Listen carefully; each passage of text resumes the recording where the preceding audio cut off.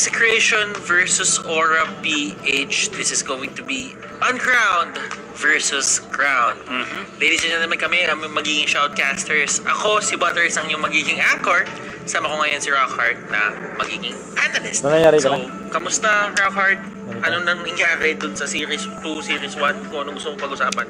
Gusto kong pag-usapan na napakainit nung last series sana. Dapat talaga, feeling ko umabot ng Game 3 yun eh. Okay. Especially yung laban sa Signal at BSB. I feel like sayang yung Diggy Strat na ang nangyari, Diggy Feed Strat, good idea.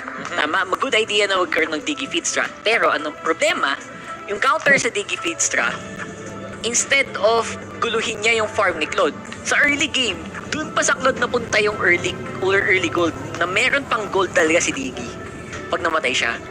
So instead of helping, I think nakasama pa yata yun para sa BSB, which is sayang. Again, it was a waste. Pero congratulations Signal Ultra for that 2-0 win last series. Now we're on to Game 3 naman. Pero bago natin pag-usapan yung Series 3 dito, let's thank our sponsors first, our official tournament telco partner Squad Up, rank up, and keep up with your favorite teams as Smart powers up your game with free games for all. Get up to 14GB of Mobile Legends and Facebook Gaming 14GB for 7 days. Simply download the new GigaLife app and choose free games. Our official sponsor, Realme.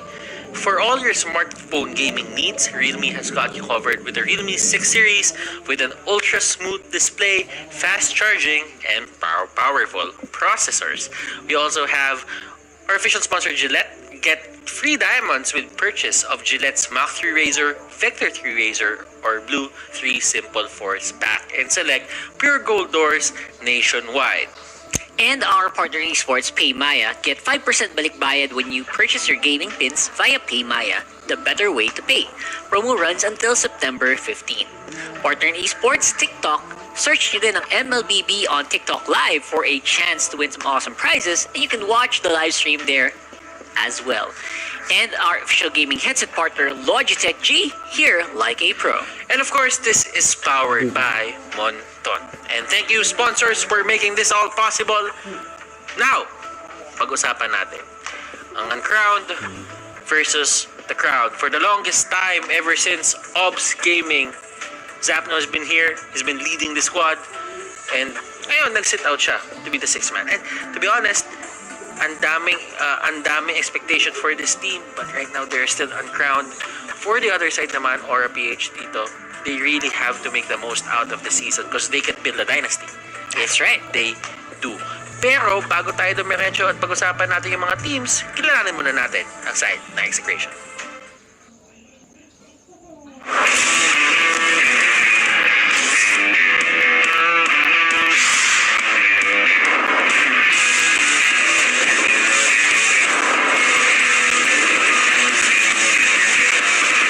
Ko parang sila Pacbet, sila Lard.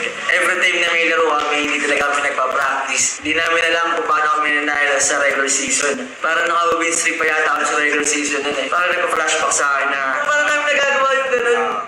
Laban namin sa Archangel, dun na yung pangalan namin yung combo na. Sakto ng Japan connection. Playoffs namin nung season 3, yung tatalo kami agad sa Onage. Ganun pala kasarap na matalo ka sa gusto mong gawin. Parang gusto mong bumawi. Yung every time na nananalo kami as a team sa ganong mga players sa mga top teams na sa ganitong kalaking tournament. Kahit sobrang lakas na nila, gusto pa rin lagi nila matuto.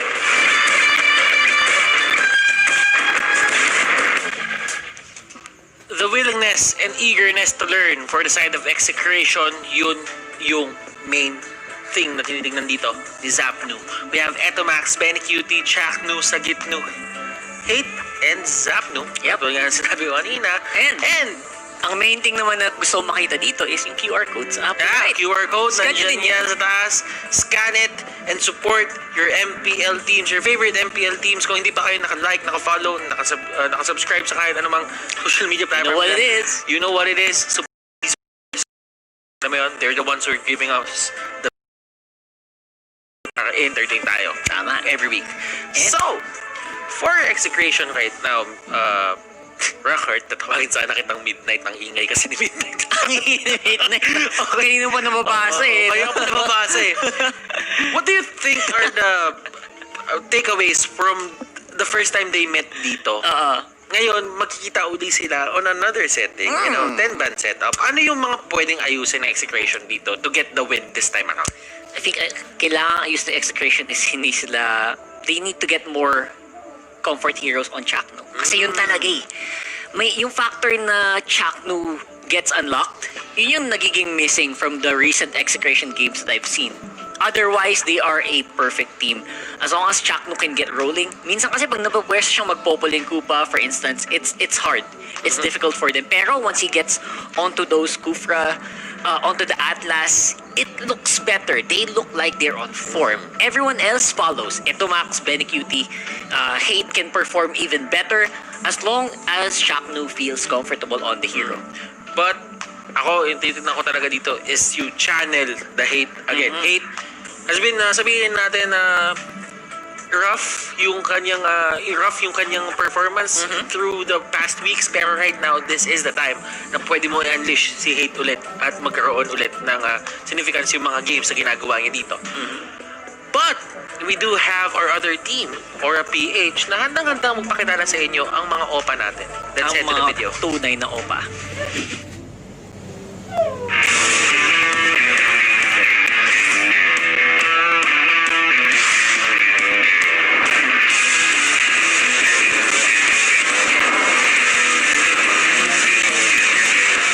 Pinaka-memorable na sa FPL moments ko yung Season 4 Game 5 sa home.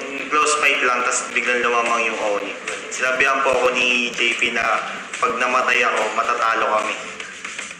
Pinaka-memorable na moment ko is yung Season 4. Ang nangyari dun sa lahat ng plays na ginawa ko, gamer instinct talaga. So, nag-blackout talaga yung paningin ko. Tapos, yung gumana na lang talaga yung kamay ko, nagkusa na siyang gumalaw. Hindi ko in-expect na sobrang mag-on point lahat nung ginawa ko. Siguro yung pinaka-memorable na moment ko nung NPL Season 3, nag-champion na kami nun. Tapos pagkababa ko sa stage, sinabit ko sa mami ko yung medal. Ayun yung hindi ko pa nakikita sa ibang team kasi normally nakikita ko na may nag-aaway.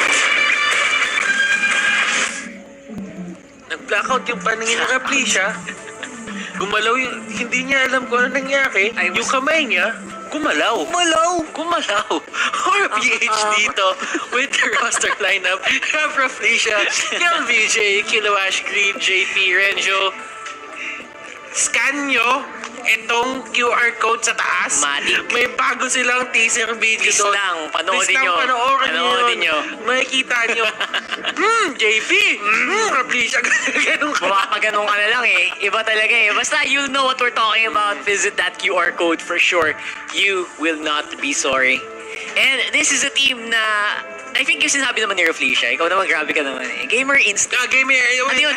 Flow state, kumbaga, Yeah. where talagang you're on autopilot, muscle memory na yung gumagana. Oo, Tapos kumbaga- yung brain mo nag-iisip na lang ng mga posibilidad Oo. sa laro. Hindi mo na siya, yun yung mga bagay na hindi mo makokontrol eh. Parang Oo. yun yung tinatawag nating zone. You're in the zone. You're in the zone. Kapag Yo. ka nangyari yun sa'yo, you're going to have the best game of your life. And, luckily, it happened to him. Nung Tama yun. finals na nila. But this team is still looking as strong as ever. They are on the top of the leaderboards dito. And RPH Execration, they are in the same group. So, right now, I think Execration is really, paano ba sabihin to? Gigil. Really gigil. Oo. Gigil sila na kunin yung syempre, ano ba, malapit lang naman yung score. Hindi pa ganun kalayo ang score ng Aura PH. But then again, Aura PH, hindi nila hahayaang basta-basta mangyari yun. They have a lot of strats. And the first time these guys met, doon nagsimula ang Tigi strategy. ang bangungot ng ating mga team. Ang ating mga laro. Pero you know what? That is a really good series para sa akin na it could have gone both ways. Execution could have won it.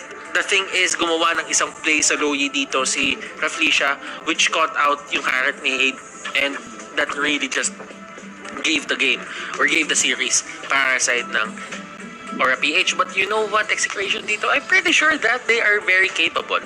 of going head-to-head or toe-to-toe with the former champion, the back-to-back champions. So, Shinbu, ano sa palagay mo, kaya ba na Execration talagang makipag head-to-head dito sa back-to-back champions?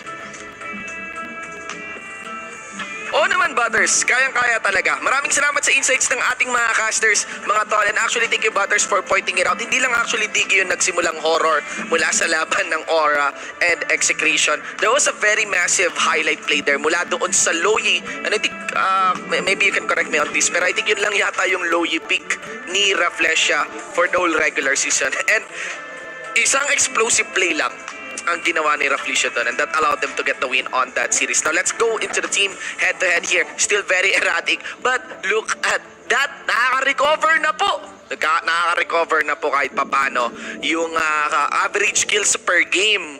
Ano? Ay, sorry. Yung KDA pala ng Aura PH, no? Kumbaga, yung KDA average dito ng Aura PH, kung sinisira siya ni Rafflesia, pero inaayos naman siya ni JP. Kaya naman pantay ngayon sa side ng Execration dito. But look at that. Medyo magkalapit pa rin. May konting edge lamang Execration mula sa team damage natin, average game score and average kills per game. Kasi ito ay isang team talaga. Execration, very explosive. And the stats is very hard to fit to them. Kasi mapuso talaga at ma-action ang mga laban na matutunghayan nyo mula sa Execration. But there's a very big outlier here. First blood count is in favor of Aura. Very curious bakit kaya mababa yung first blood count dito na Execration. I feel like yung 8 na count sa Aura PH is just, normal para sa isang team. Nonetheless, Lords slain per game, Turtles slain per game, turrets destroyed per game are actually indicators ng win para sa laro natin, para sa mga teams natin, because that establishes pressure, no? Parang maganda siyang indicator ng pressure sa laro, which I think yun yung running meta talaga natin. Now, let's go into the team head-to-head, ladies and gentlemen. At ito ang pulso ng mga manonood na Pilipino. Buong bansa nanonood ngayon. And we have a whooping 80% Facebook support rate para sa Aura PH. Siguro dahil sa bagong video nila. You have 19.02 Facebook support rate para dito sa Execration. I actually like that. I actually love that.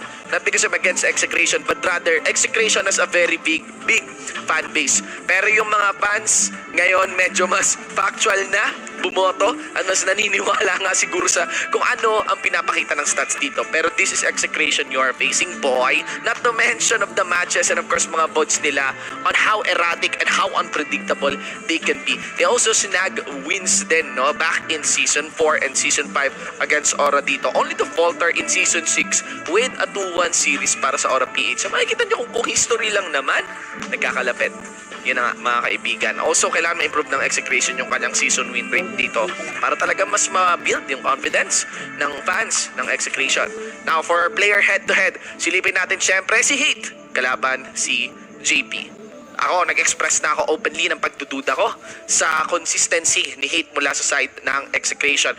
But he has his fair share of game na napakaganda na recently pa form. Ang tanong ay ipagpapatuloy niya nga ba ito? Ang tanong ay yung init ba ng Aura PH ay talagang tuloy-tuloy lamang? Kalapit lamang ang kanilang KDA, 4.03, 4.85. Napakadali offset, especially with games. And halos parehas ang kanilang unique heroes to use. But MVP count majority lying on to JP. Siyempre sa mga victory din ng Aura PH. The interesting part about that MVP count is reset lang po yan. May momentum talaga ngayon ng Aura PH. Alright, on to our star player head-to-head. Ang sisilipin natin ngayon ay si Etomax at Rafflesia, which I actually like. This is a very fitting star player head-to-head kasi parehas playmaker yung dalawa. Actually, playmaker naman karamihan sa mga players. You got Chaknu. Sa kabila naman, you also have Grid, no? Pero, totally fitting for this match, no? As and Bravado yata, dinadala ng dalawang players natin dito para sa kanilang team. They led on. Naunguna sila at marami silang pahulo whenever they take this fights. And, wag na natin talaga. Actually, baka pwede natin ma-update yung overlay. Tigilan na natin yung paglagay ng KDA kay Rafflesia. Sinuuna ni Rafflesia yan. Mga kaibigan, unique heroes use, especially with the Digipick. Sa mga di po nakakaalam, ang baba po talaga ang sahol ng KDA ni Rafflesia dito because of his siguro maraming magandang count at medyo consistent count ng Digi Feed strategy. Successful din naman though. Alright, so in Heroes use, Lamado dito si Raflisha, kita naman championships. Alam niyo na rin yan, mga kaibigan. But on how these two will play, they play kind of in a different play style. Pero minsan may similarities rin, no? Kasi Etomax leans more on backline, minsan puma-frontline. Raflisha goes for the frontline as well. Pero one thing is constant between these two, both are playmakers. Ayan, ladies and gentlemen. Execration versus Aura PH. I think this match, we got the NXP tsaka Blacklist dati. Pero I think nung nagsimula yung week 1 natin, ito yung laban na nagkaroon tayo ng napakalaking headline. And from that point on, they've been consistent headliners din naman talaga, you know, dun sa mga sumunod pa nilang laban. So you don't want to blink, you don't want to miss any moments para sa laban na to. Ito na ang ating huling series ngayong gabi. So hindi ko na patatagalin to. Back to you, casters. Hindi gusto namin patagalin. Back to you, Shinbu. Let's go! Maraming salamat, Shinbu. And yeah, I do agree. Both are playmakers, Raflisha and Etomax. And you know what? Sila yung nagiging kuya ng team. So, Totoo yun. from a standpoint na mga kaibigan sila, you would really see the maturity na pinagdaanan na itong mga teams na to. Way back season 3, they came in with guns a-blazing, di ba? Yung no limit dati, itong Aura PH, and right now they're at Aura. They won 2 championships already. Si Etomax has been with a fair share of teams but only to find himself back in the arms of execration. Nakailang lipat din siya, no? Patalon-talon, pero laging execration ang babalikan. And this is what's good about execration. Hindi sila, alam mo yon, they are really just, you know, enticing you to come back. Kasi alam nila, they trust you. And it's really important for them to trust their players. That's right. And trust is something that is forged over a long period of time talaga. And especially yung synergy na nabuo nila ngayon, like the execration from before, yung evolution talaga ng execration, paulit-ulit ako dito, they have changed a lot from what they were 3 seasons ago. And it's changed for the better, to be honest, for execration. They changed into something na from a team that's supposed to be, sabi nga ni Zapno, hindi din siya sure ba't siya nanalo dati sa mga ginagawa nila. Compared to ngayon, where it's more methodical talaga and mas surgical, kumbaga. Mas may hulma yung mga play nila ngayon compared to before na talagang rambulan tayo, palakasan na lang kung sino yung matira matibay. Yun yung nangyayari. Ngayon talagang, this is our plan, stick to it, and then we'll win. Yeah. It's definitely a sign of improvement and maturity from a team that has always been looking for the crown. Ika nga nila dito sa matchup But natin. there is this impending threat that is Aura PH that is ready to just take down everyone onto the side. Hindi naman sa side na execration lang, but for everyone. Naharap sa kanila. But execration has a chance na para sabihin na, ops, papantay kami sa inyo ngayon. Hindi nyo kami mahuhuli ng kahit anong shenanigans ngayon. Hindi nyo kami pwede hulihin ng kahit anong gimmick. Baban namin yung Digi at wala kayong magagawa kasi ginulat nyo kami last time. Oo, pwede lang itigil yun right away. That's it. And kung hindi nyo maalala nyo guys, dito talaga nagsimula lahat yun. Like we said kanina, the Execration versus Aura PH matchup. So, meron din gustong mensaheng ipadala, syempre, ang Execration para naman mabalik yung kanilang, syempre, bravado nga ikanshi laban sa Aura PH. Tsaka alam mo, ito sabihin ko sa'yo, hate, consistency-wise, nagkakaroon talaga siya ng problema ngayon. A lot of people are noticing. Pero I think this is the time for hate to actually just step up and drop everything na pagdududa niya. Tama. Yung at this stage of the tournament, hindi mo pwedeng sabihin na may pagdududa ka pa sa sarili mo or anything. You just go at it. And talented na player siya. But against JP, hindi mo pwedeng pagdudahan yung sarili mo because JP has been one of the most consistent God carries, katulad nga ng sinabi ni Shinbu. And kapag alam mo yun, kapag may onting doubt ka sa sarili mo, JP is gonna eat you whole. That's right. I think sobrang napakita din ni JP yun noon mga nakaraan. Konting pagdududa lang na pinakita ng kalaban niya. Papasok siya ng blazing duet sa mukha mo. That is a sign of a champion and you cannot falter. If you're hate, hindi ko pwedeng kumurap ang mata mo laban sa team na to. And I'm expecting Ako- You know what? Expecting Claude to be seen here as You know what? May tanong tayo kanina kung kaya ba sumabay na execration sa 10-band setup dito ng Aura PH. We will find out in a bit. Pero kung ako ang tatanungin, looking at their previous game, if previous series nila, I would say yes.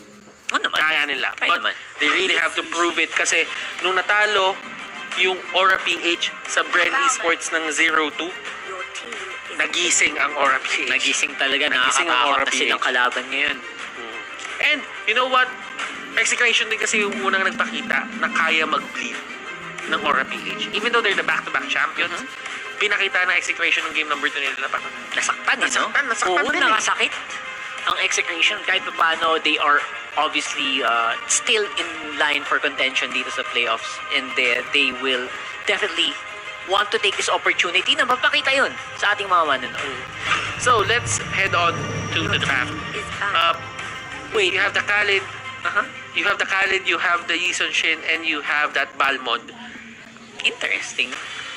Last Yung hinahanap ko kanina pa, Yuzhong, Bakit gano'n? went under the radar. Under the radar na under the radar. Hindi, ano lang siguro pre. Ganito lang. Oh, Ayaw nilang makounter si Khalid. So, kinuha na lang nila si Balmond because that is a, alam mo yun, deny pick, to be exact. But for our PH dito, they get that Yuzhong, and you know what? Yuzhong on our PH, it is kind of scary. it is. And considering hindi pa yun yung first pick nila, first pick nila dito is instant luck na Kufra, which is bihira ding ma-open para dito sa Aura. So, the moment na nakita nila yun, they just went for it straight away. And that's impressive. That's Tanda. impressive that they got it. And it's good against the it's good against the Khalid, kayang habulin si Hate, kayang habulin yung Yisun Shin kung kakailanganin. But right now for our PH naman, tinanggalan sila ng link dito. So they Tama. won't have that certain map presence in Yep. terms of coverage, jumping back and forth dun sa may mga base, dun sa may mga side lanes natin to the mid lane to another side lane. So And the big limitation to the lineup of JP, to the hero pool of JP, we will most likely see either Lancelot or Claude be hovered here para sa Aura PH. So, I wonder kung nasa isip din ng execution na i-ban pa yun. That's a good one. That's a good thing to look for here. I mean at this point, sineset up na lang nila si JP. Oo. Sineset up na lang nila si JP to have a good game. Hindi nila binigyan ng masyadong maagang priority yon. And gagawan na lang nila ng paraan dito kung paano mag-drive si JP, knowing na Aura PH dito, they can just pick any hero Ayan for na nga. JP. Tinanggal nila dito sa execution yung Lance Oo. kasi ayaw nila yung pressure na may retribution every single time. Third row retribution, masyado talaga nakaka-secure kasi ng setup yun eh. Totoo yan. Masyado nakaka-secure ng turtle, yung mga ganong ideas. So, the support will be Chang'o dito for the side of Aura PH, and binigyan nila ng last pick dito si JP. Interesting kasi ito makasama ng medyo kinuhaan nila ng hero. And now, they are gonna go back to the Lunox, another team that heavily favors this hero. Isa lang siya sa mga team na gumagamit ng Lunox recently. Napapansin nyo? So, is this a side lane?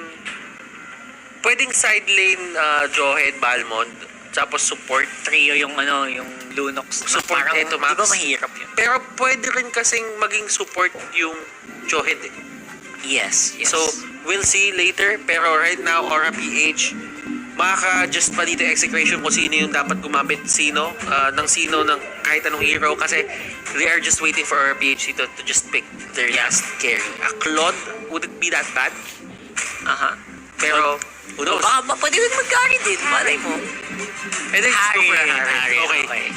Pacing is the name of the game. And Not bad. it's going to be JP on that Harris. Kilowash with his signature show, and Kel VJ just playing whatever the hell there is to play. Yuzhong. So, ang gagawin dito, most likely ng execution, have side lane Khalid and Balmond for the fast wave player, and the trio of Hate, Shakno, and Idomax going around the mid lane. And I expect that to be a thing. And what I would like to see is something to stop the Harit. Parang medyo mahirap gawin yun. Considering na si Grafly siya nakuha ng Kufra. layering to. Kaya nilang pigilan yung Harris dito for the side of execration. Pero layering. Ang kailangan nila is mahuli ng Jawhead with an unstoppable force ejector. Pareho naman tayo galing season 1. One way to counter a Harris dati is to have that Lunox in. Yep, masakit sabayan. Kasi Pag nag-darkening ka, Oo, no? kasi hindi kailangan skill shot yung skills ni Lunox. So, ibig sabihin, kahit gano'ng kakulit yung Harris, as Hindi long mo as nakalakas maiwasan. sa kanya, Oo. pwede mo siya i-burst down. That's something we've seen before. And now it's ba yun? As we head into game 1 for Execration versus Aura PH. And like I said, it's going to be basically that setup. It's very fun to see the interactions as well. Kasi bihira talaga tayo makita ng Lunox. And dito Max, I feel like it would have been better sana nga kung naka-park sila, pero Lunox is going to be a good bare bones. Oh, first blood. Nahuli nila si Benny Cutie agad dito. Benny Cutie, And malalim. he went for the dive, punishing that act na ginawa sa harapan niya. And alam mo yun, you have to convert everything na pwede mo i-punish at this point. Interestingly, parang 4-man ang ginagawa nila ditong non-stop. So, yeah, there you go. Sa gitna going to the top lane, nagulat ako, parang ayaw pa niya umakyat. So, matagal na nakapag free farm si Kiluash dito sa top lane. That's absolutely fine.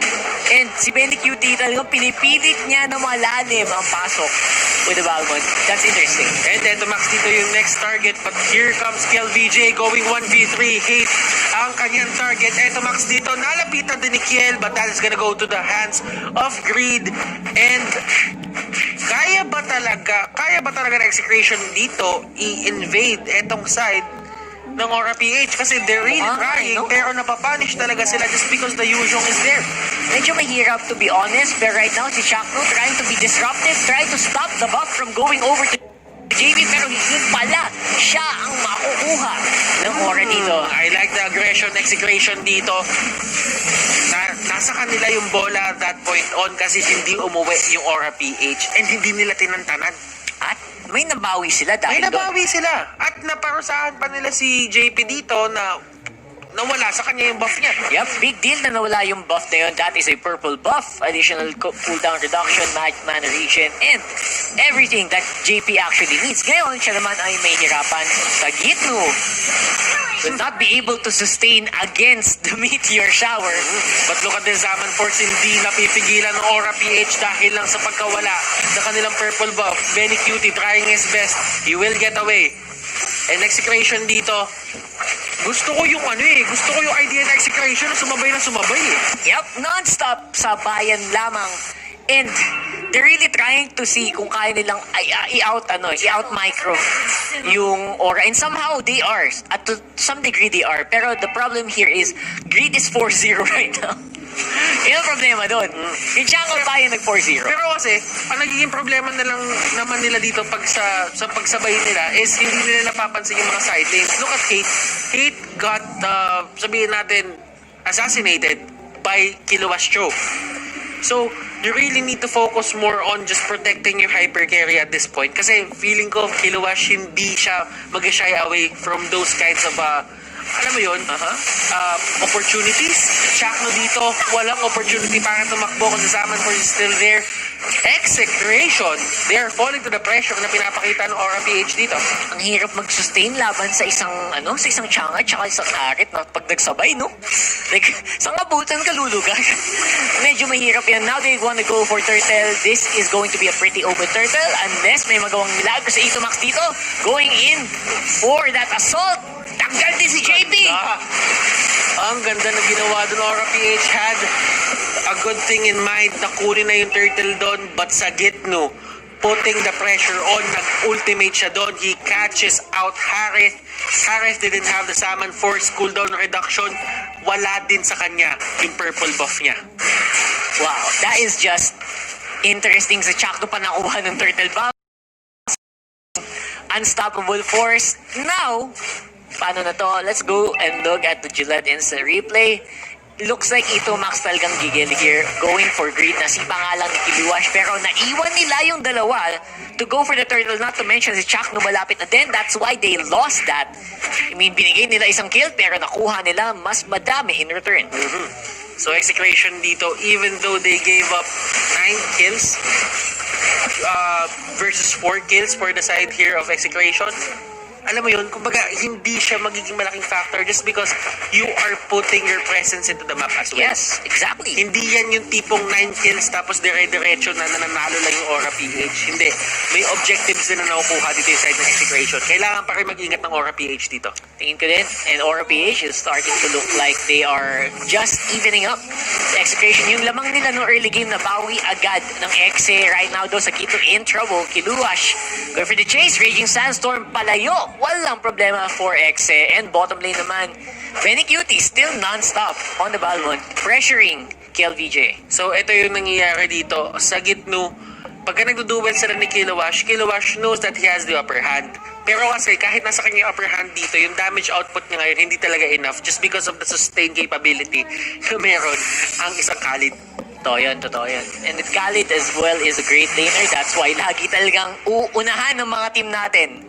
Pag pickings sa Khalid, kita nyo naman, Khalid over Yuzong ang nangyari kanina sa Alam mo yung week number 1? Na parang, yung week number 1, sabi natin yung Khalid isn't really working, but right now, it is the hero.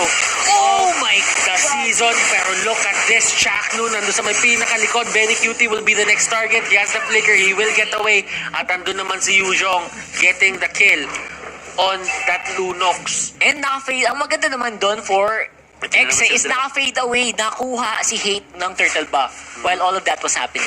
Ito na naman silang dalawa sa may taas, and that is going to be Argilette. Instant replay, hashtag shave the day. Napagandang kuha din on Reflicious Kufra, pero again, all of that happening, kuha pa rin ni Hate yung buff, and masaya, I think masaya naman ang Execration with that pickup.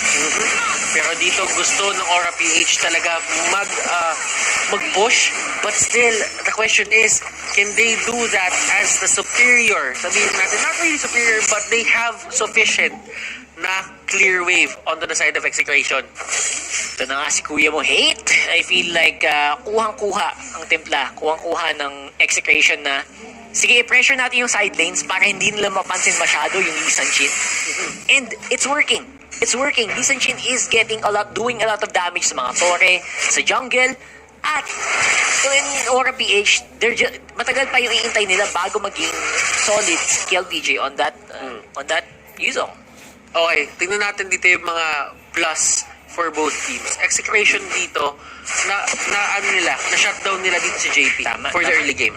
1-3-6 ngayon si JP. Looking at his gold, hindi ganun kataas as compared kay Hate. Pero kung mapapasigin dito, there is always the threat na makuli kayo dyan sa mga zaman for shenanigans. JP dito getting stunned.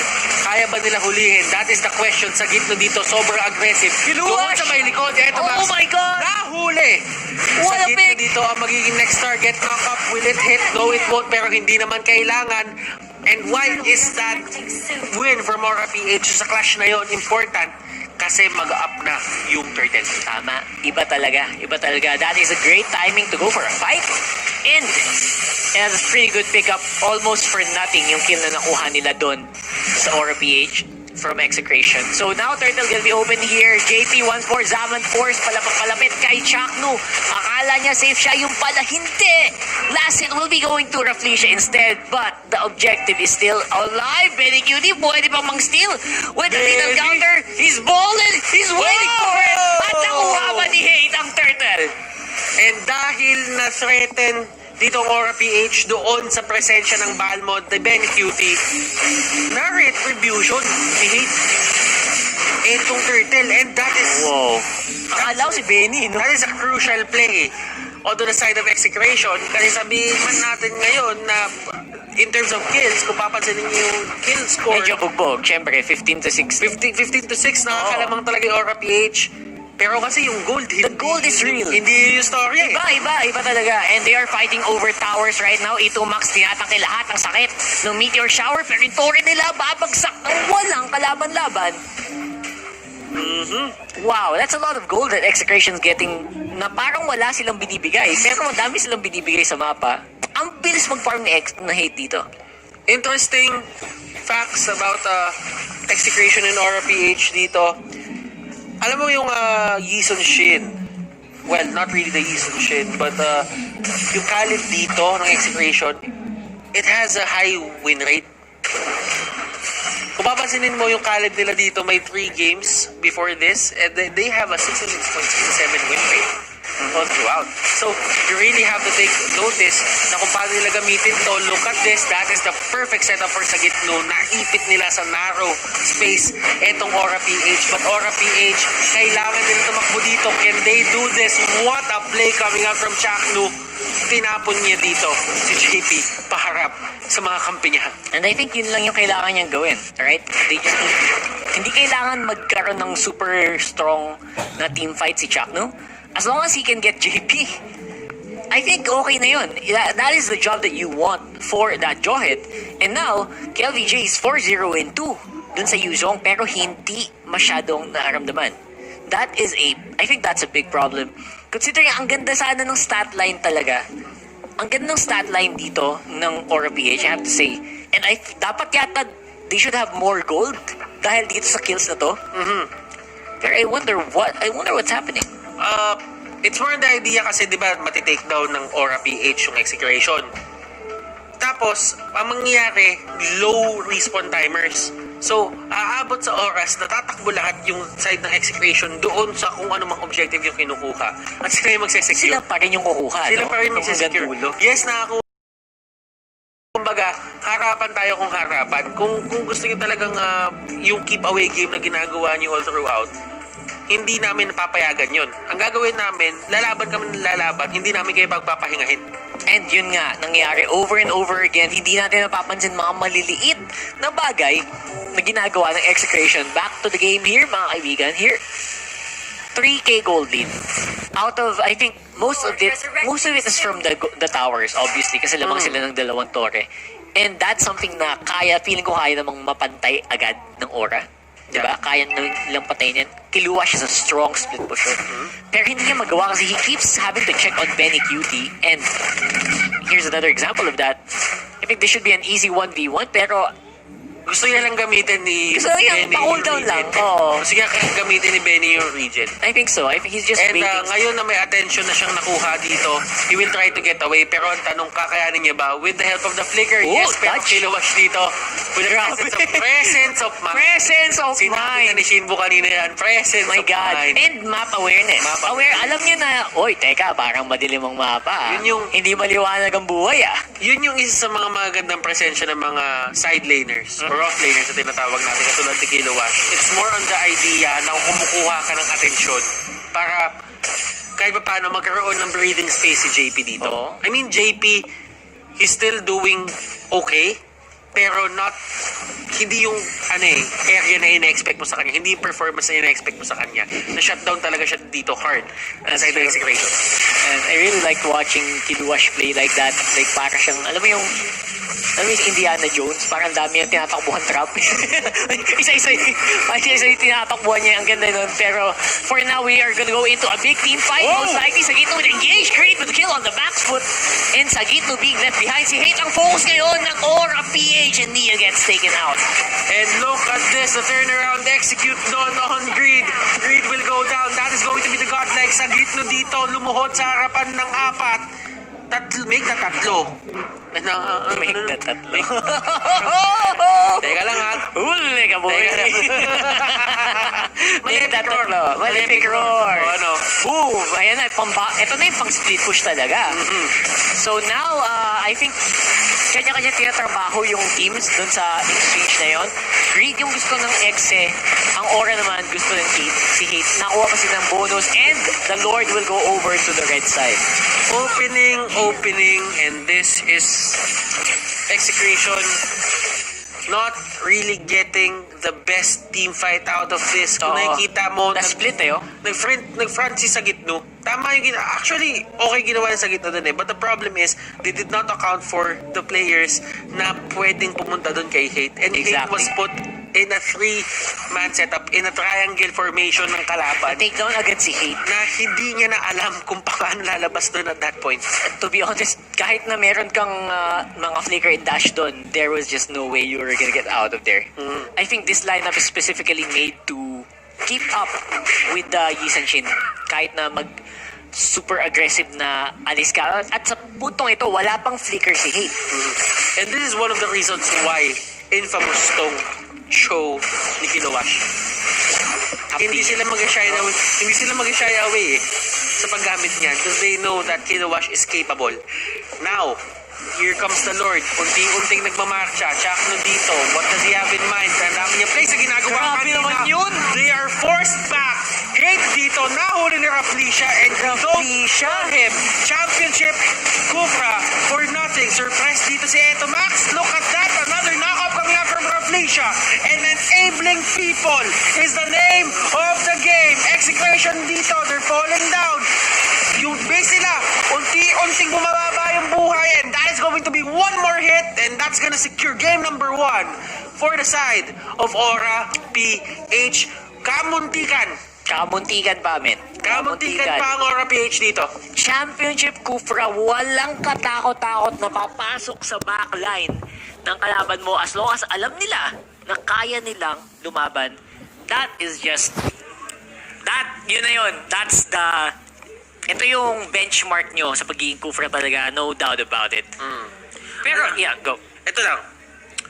Strong teams or these kinds of players talaga, yung talagang high-profile teams natin dito sa MPL, it only takes one mistake. One mistake. Isang pagkakamali lang. From a very good lead, by the way, Oh. kanina. It was a good lead from X eh. Hindi yun basta-basta for the side of Execration. Execration, ang ganda ng hold nila dun sa game na yun. Ang ganda ng ginagawa ng 5 members dito ng side ng Execration. Si Benny, hinahabol niya lagi si Kilowash. Si Sagitno, ang gaganda ng initiation niya. Si Hate is finding the farm. Eto Max and Chakno doing their stuff. But still, one mistake, Rockhart. One big team fight actually. That was, it's very noticeable na yung decision making pa rin ng Aura PH is definitely on a high caliber, di ba? The decision na kailan tayo lalaban at anong klaseng laban ang kunin natin. Lawang ba tayo dito or hindi? Yung pag makakita mo sa sitwasyon, pagbasa mo sa sitwasyon, at knowing na lamang ka doon, yun na isang skill talaga ng Aura PH na mahirap talaga i-replicate with other teams. I-compare to other teams talaga. So, right now, we really have to know what Shinbu is thinking kasi ano bang tingin mo, Shinbu? One mistake or wrong mistake? Isang wrong mistake. We all know what can happen from one mistakes, no? Hindi lang naman sa laro. Welcome back dito sa ating solo analyst segment. Maraming salamat sa ating mga casters. Siyempre, iba, Rafflesia pa rin, no? Especially in witnessing that fight, ano? There is this trend sa mga games natin na merong player, merong magiging playmaker bandang dulo that will convert it to a victory for their team despite the lead here by Execration early on, no? Pero there are some key heroes then that allowed actually for Aura to endure that and steadily walk through that victory, no? And I would dare say it is on Kilowash. Consistent trend si Kilowash dito. Actually, napapansin ko kanina pa may struggle si Sagitno, no? On that Khalid during the laning phase with Kilowash. And Kilowash has been consistent on maintaining yung 4-1 configuration dito ng Aura when it comes to the push.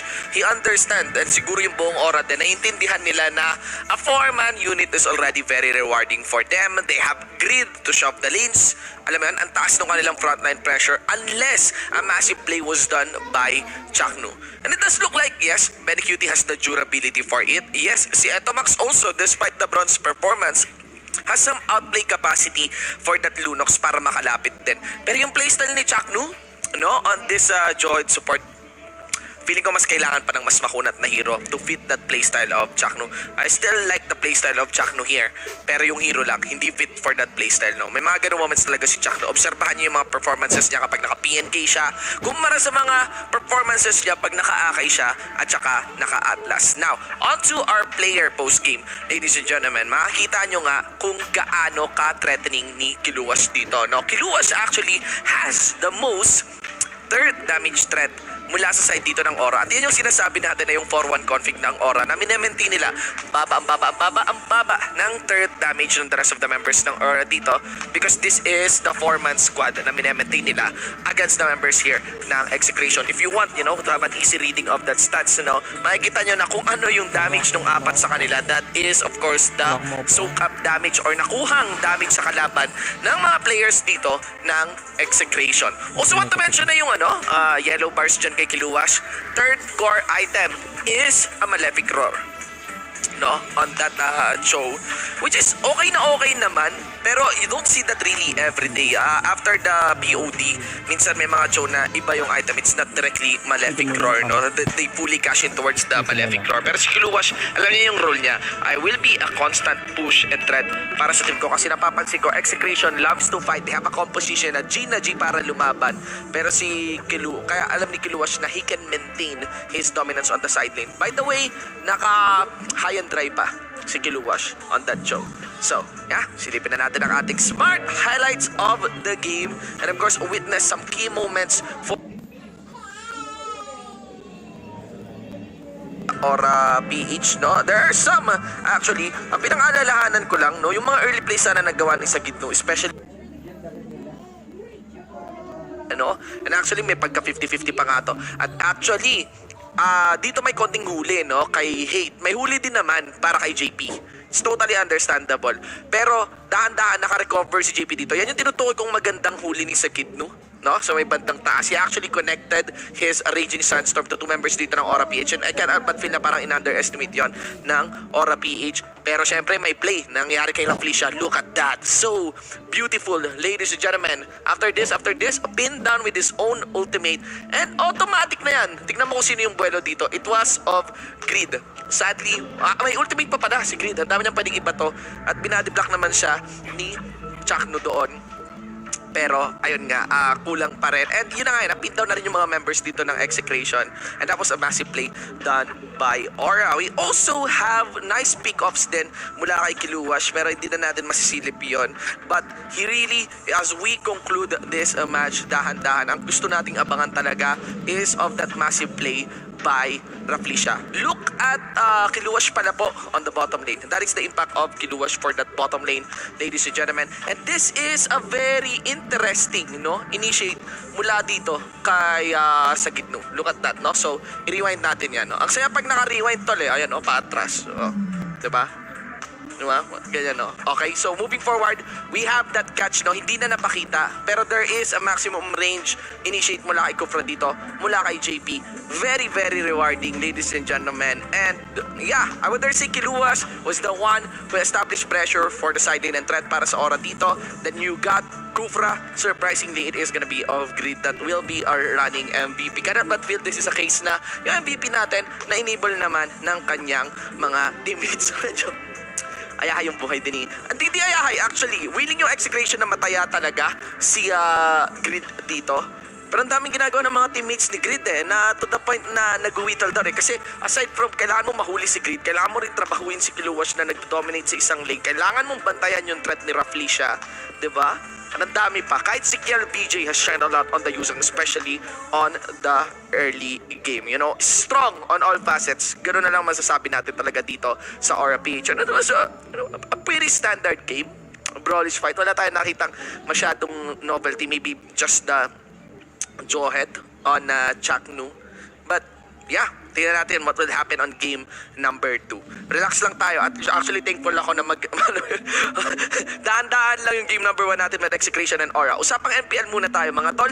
Bren lang ang malakas, unstoppable at their current form. Sino mga teams ang merong tsansa na talunin sila? Share your insights at mananalo kayo ng skins na worth 269 diamonds. Hashtag #BeLegendary. Mga nanalo, first entry would be coming from Alexis Martinez. Ang koponan na makakatalo sa Bren Esports ay ang Team Omega. I think this is the first vote no na ibigay sa Team Omega dahil nakuha na nila ang kanilang momentum.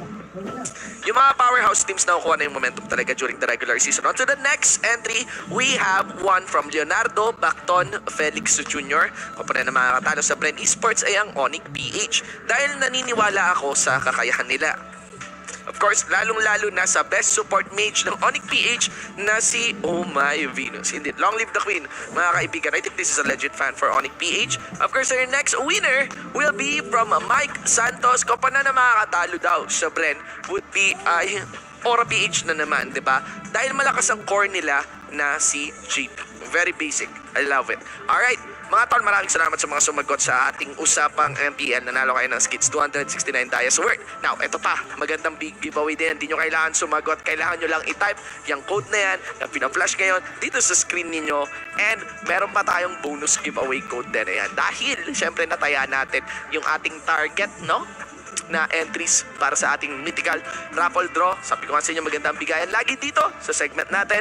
And of course, mythical raffle draw, fill upan yan. bit.ly/MRD-W6. If you fill up 5 of this, no, sinusubaybayan nyo, I think pwede na eh. I think pwede, kasi week 5 na pala to.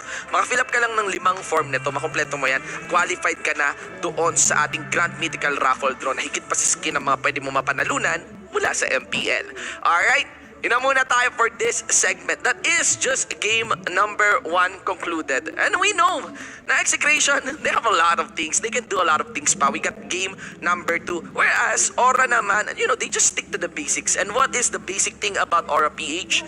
They are strong. Back to you, casters. That is basic nga for the They are side of strong. Aura PH. They are strong. That is one way to describe them. Yep. But you know what? Ako, ang gusto ko na sabihin dito, persistent itong side na Execration. And kung gugustuhin man nilang bumawi dito, they have the capability to do so. Kumbaga, relentless eh. Relentless. Diba? Relentless, Kumbaga, hindi ka titigilan. Hindi ka titigilan. Hindi ka titigilan. And alam mo yung Aura PH dito, yes, they have the lead right now, but you know what? There is a chance for Execration to take this to a game number 3. Yeah, I think But, so too.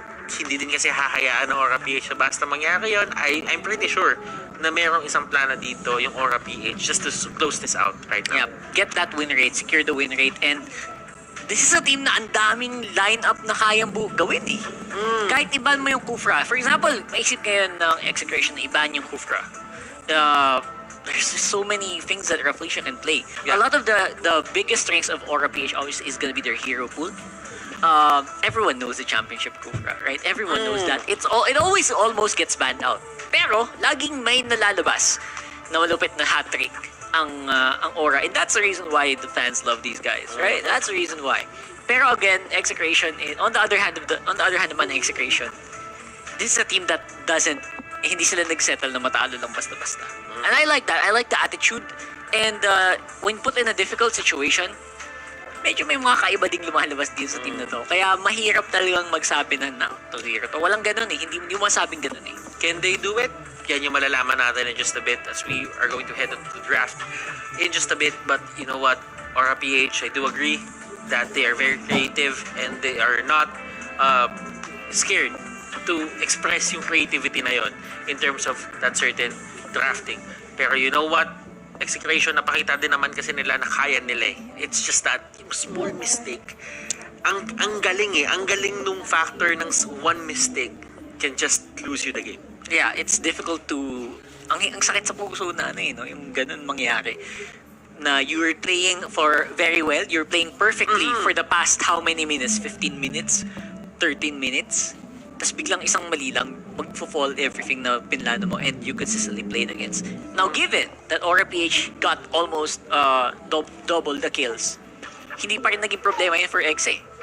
Kaya nagtataka talaga tayo, like, what are the good things that Execration did to keep that keep the lead in their favor for a solid 70% of the game. Tapos yung aura na yung tumapos. Let's see if there's gonna be any changes on the picks here. Ang mangyayari ngayon, aura na mismo ang magbaban dun sa Kufra. Pero alam mo, binan naman dito na Execration yung Diggy. And they don't really want that Diggy shenanigan wala na. going on for them. Sila yung first na nakatikim nun from Aura PH and ayaw talaga nila. Execration naman, ayaw din nila ibigay sa linya ni Creed. Although, pwedeng kunin yan ni Max, pero kasi first pick material talaga ang isang First Selena. pick material, bro. Once na nabigay ang Selena, everyone will just go for it. And there's no doubt about it. Selena's still one of the best supports talaga in the game, next to Pharsa, next to Valier right now. And I would say na it's not that much of a hit. Hindi siya ganong kalaking impact sa hero pool ni Creed. Again, Aura PH banning out another hero that they used here on the Harith. Which is again, medyo nakatawa dito is mirror din siya, di ba? Hindi lang siya hero ni JP, hero din siya ni Hate. So it's funny what Aura PH is doing here right now on the draft. Aura PH, it didn't work on their side sa totoo lang, yung Harith pick. Oh, you So, think? Really? I mean, nagawa nilang baliktarin yung fight. Pero, sa isang perfectong setup, Hindi dapat mangyari yung lalamang na nagkaroon talaga ng malaking gap in terms of Fate and JP nung panahon na yun. And you could see that happening. And sabi dito na Aura PH, wag na lang natin ibigay sa kanila. We're not gonna use it anymore. And we are in a better position What about- na makapag-secure na mas magagandang hyper carry Yeah, for right. their side. Exactly. A lot of options are open. Yu Zhong's open right now. So, I don't think hindi i-ignore naman ng Aura PH yun. It's not unlikely that papabayaan nilang makuha ng Exa yun. So, most likely, if not the Khalid again. Hilda! Okay. Interesting. Gusto maging aggressive dito ng Aura PH. Yep. Early aggression. And nasabi natin to kanina, I think, na hot commodity talaga dito. Commodity ang isang Tams sa game na to. And Execration, they'll just ban it out. They don't care. They're just gonna go ahead and get someone else na equivalent ng FAMS, which is basically this Khalid. And it worked. It worked for a big amount. Today, actually maganda yung win rate ni Khalid today, no? A lot of teams that pick up the Khalid, I think more or less 60 to 70% win rate. So I like it, and I'm sure it's going to do well for Exe. Ang tanong though, ang dami pa ring open na options for Aura PH, not to mention Pharsa is also available for Green. Sino yung is this going to be a Chang'o? Yun nga eh. And a carry? Yung carry nila? Or are they gonna go for a side lane? Carry na nga nila. Yu Zhong na naman went Zhong under. na Oh yes! It went under the radar once again. Lancelot. That's a lot of very powerful picks being locked in for Aura PH. Ang sagot naman ng Exe is, we are going to pick Lunox. Interesting. Very interesting from Execration. Yan siguro yung panglaban nila sa Hilda and sa Yu Zhong. So, well, it is a given na kung kunyari mag-dragon form siya, ay lumapit siya, if Max is in the vicinity, pwede siyang ma-burst down through magic penetration, and sa totoo lang, it will force the Yu Zhong din to get magic resistance eh.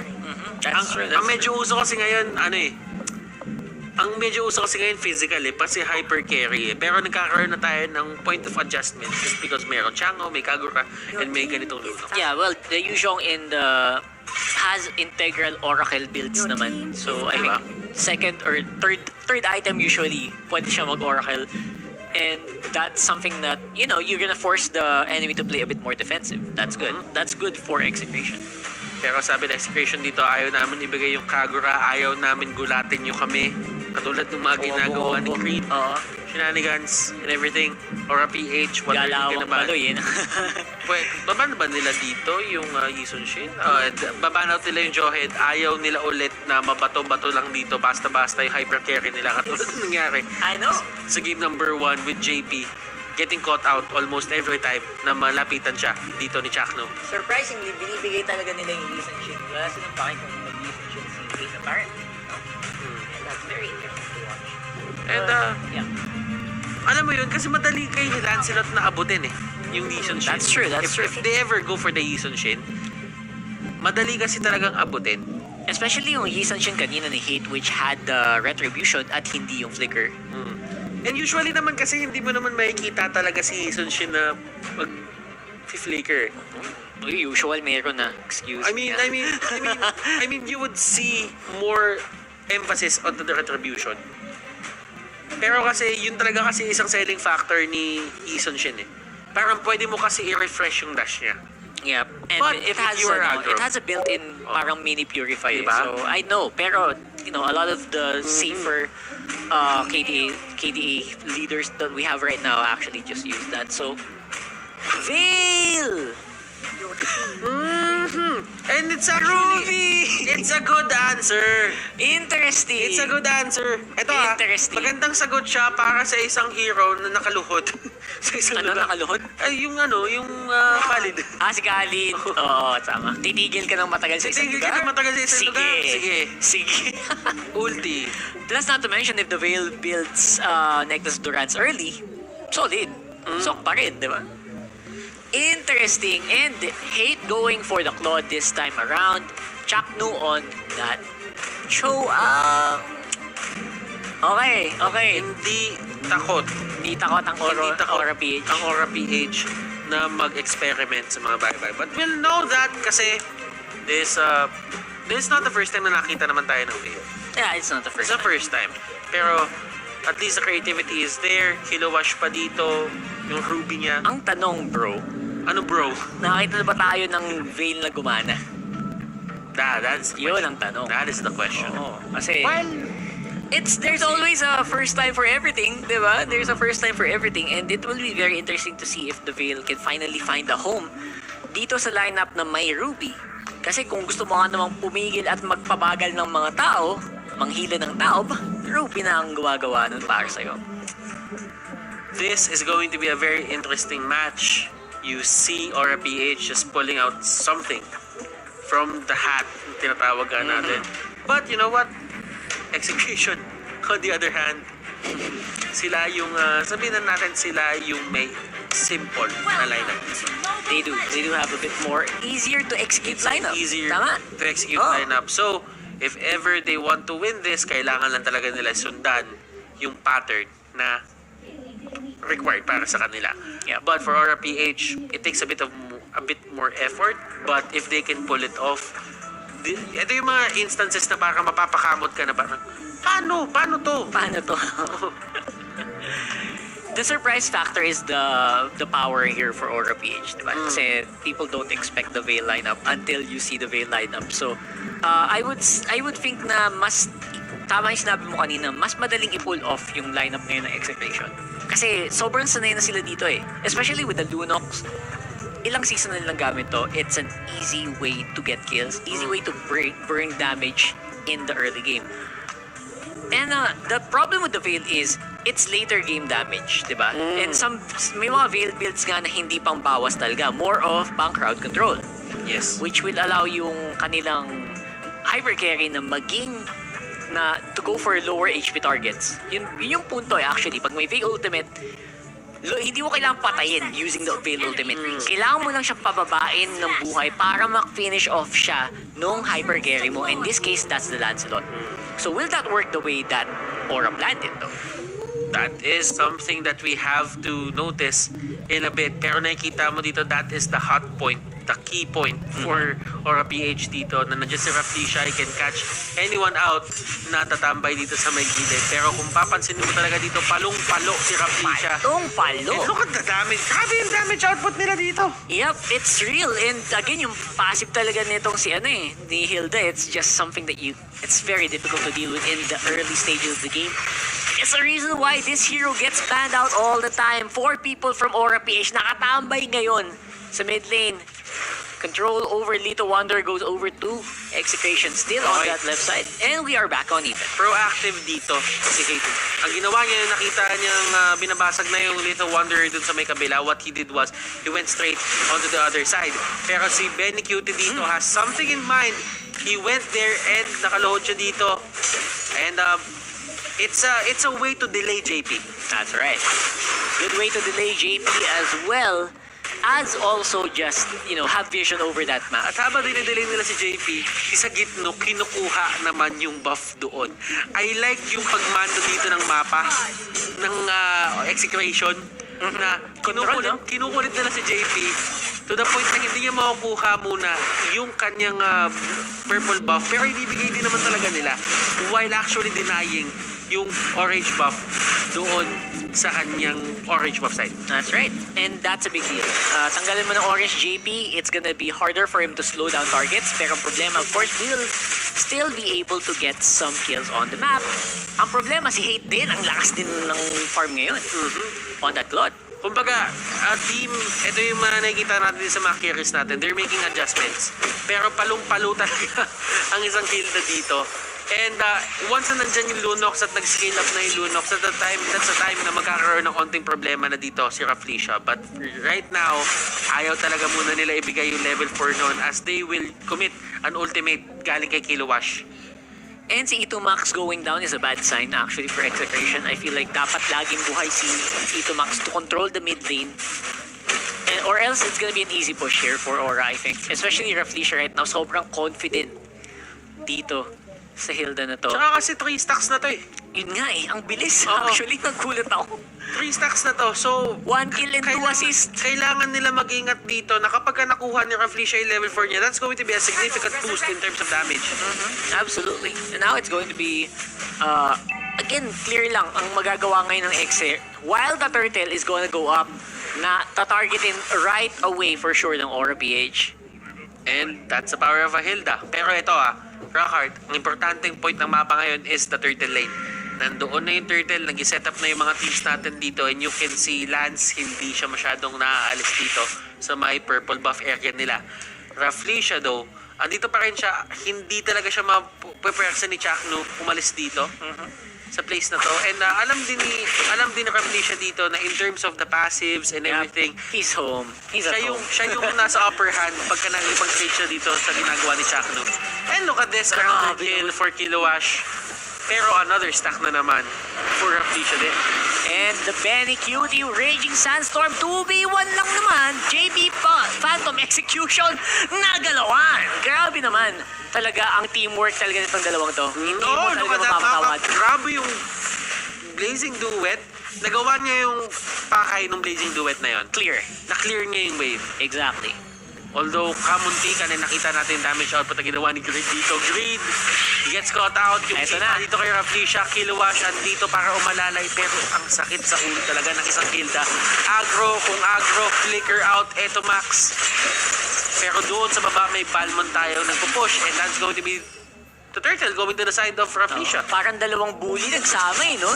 Si Hilda tsaka si Ruby.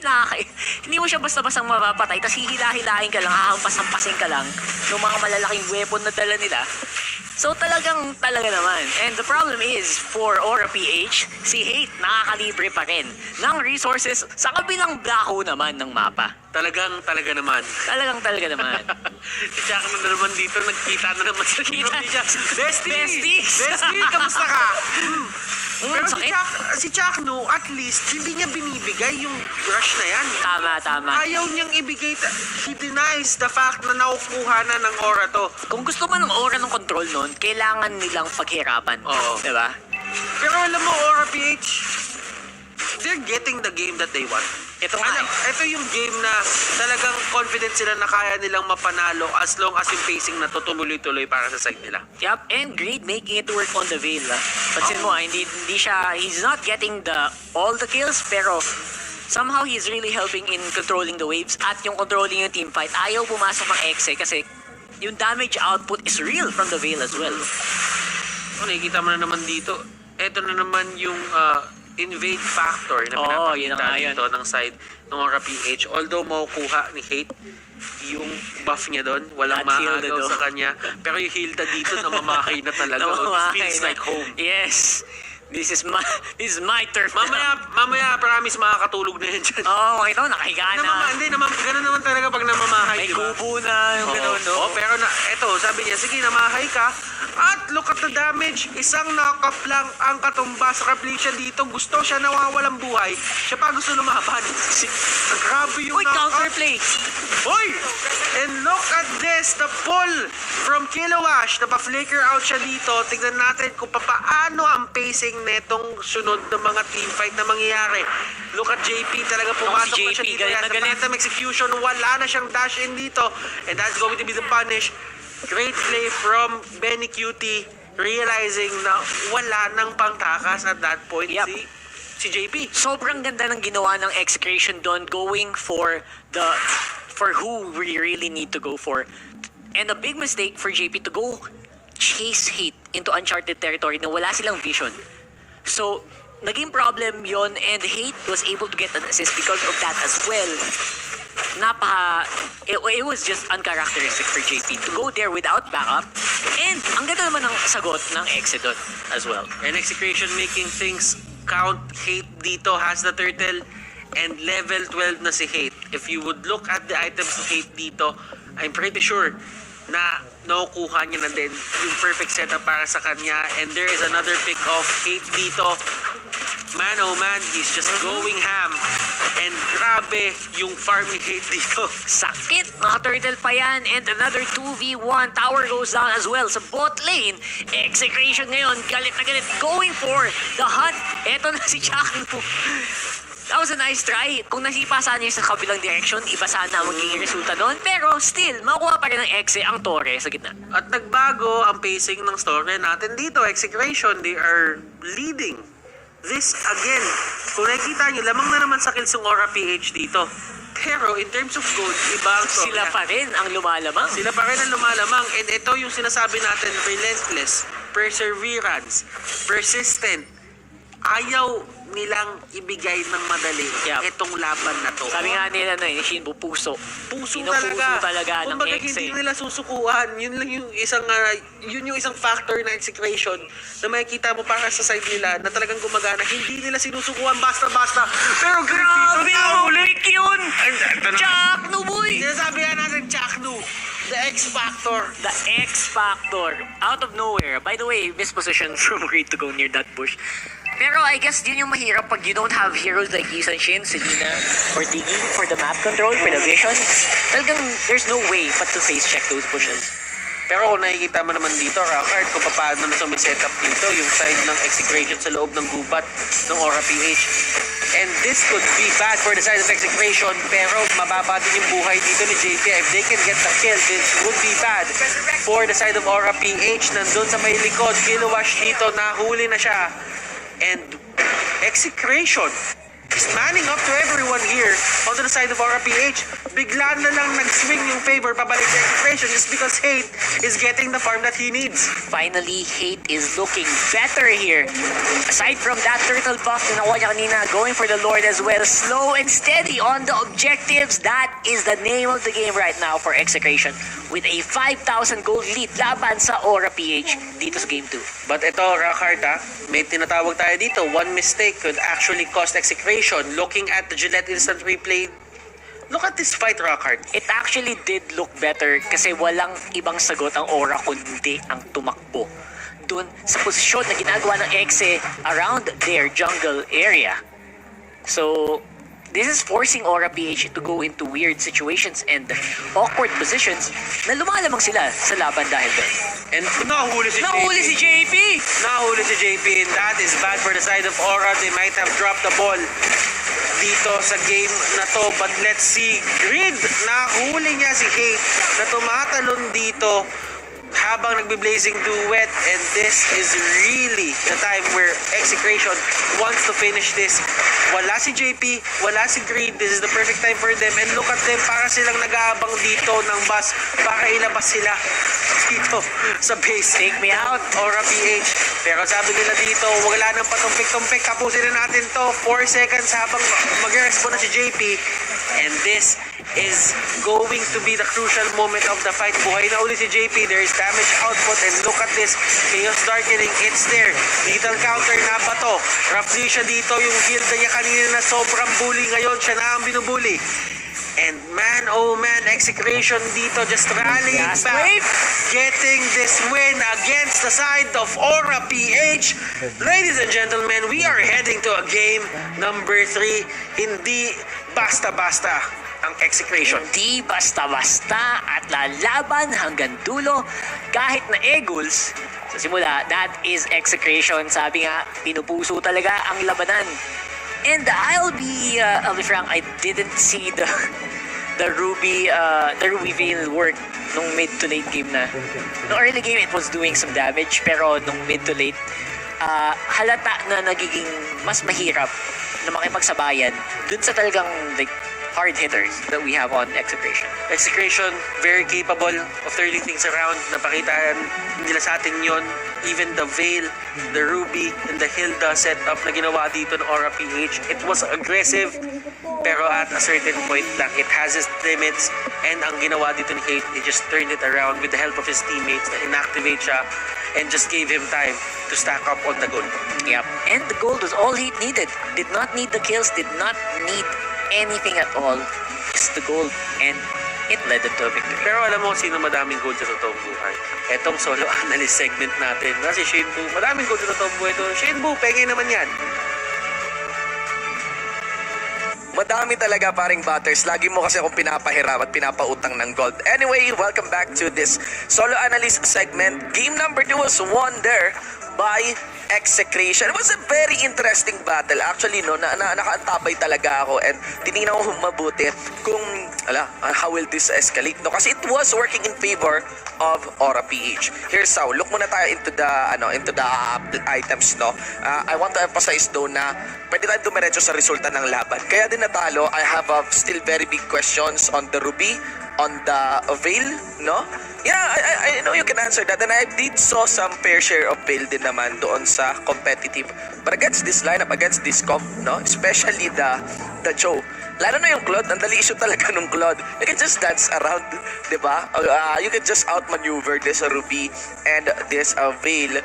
But it's very interesting to see and hear mula sa Aura PH what is really the biggest reason why this Veil and Ruby was chosen. They're kind of the least performing players dito.